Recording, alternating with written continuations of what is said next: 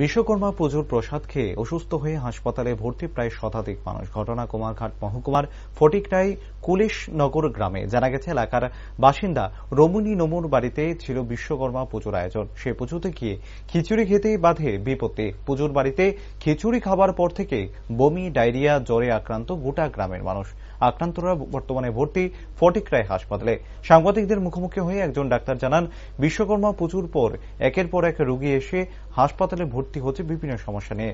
তবে তাদের মধ্যে থেকে বেশি অসুস্থ রোগীদের হাসপাতালে ভর্তি করানো হয়, আবার অনেককে ওষুধ দিয়ে ছেড়ে দেওয়া হয়। তিনি মনে করছেন হয়তো ফুড পয়জনিং থেকে সমগ্র ঘটনাটি ঘটতে পারে। অপরদিকে এক অসুস্থ রোগী জানান, বিশ্বকর্মা পুজোর দিন প্রসাদ খেয়ে বাড়ি চলে যাওয়ার তারপর হঠাৎ করে শরীরের মধ্যে বিভিন্ন সমস্যা দেখা দিতে শুরু হয়। পরবর্তী সময় শরীরের অবস্থা বেগতিক দেখে হাসপাতালে আসতে হয় ওনার। হাসপাতালে বেড কম থাকায় অনেককে আবার অন্যত্র রেফার করা হয়েছে বলে জানান তিনি। এই ঘটনাকে ঘিরে চাঞ্চল্য ছড়িয়ে পড়ে কুলেশনগর গ্রাম সহ গোটা মহকুমায়। বিশ্বকর্মা পুজো গিয়েছে কুলেশনগর গ্রামে। তো ওই বাড়িতে যতজন প্রসাদ খেয়েছে সবাই ডায়রিয়া নিয়ে সকালবেলা আস্তে আস্তে করে আসতে শুরু করেছেন। আমরা এই পর্যন্ত 50 থেকে 60 জনের মতো চিকিৎসা করেছি।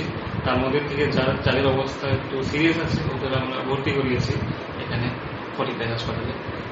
যাদের মোটামুটি মুখে ওষুধ নিতে পারছে, খেতে পারছে মুখে, ওদের আমরা খাওয়ার ট্যাবলেট দিয়ে বাড়িতে চিকিৎসার জন্য রেখেছি। আমরা যতটুকু জানতে পেরেছি যে এটা প্রসাদ থেকে ফুড পয়জনিং হয়েছে। ওনার বাড়িতে যে প্রসাদটা বানিয়েছিল ওইটা থেকে এরকম হয়েছে। তাই বাড়িতে পূজাতে গেছি, প্রসাদ খাইছি।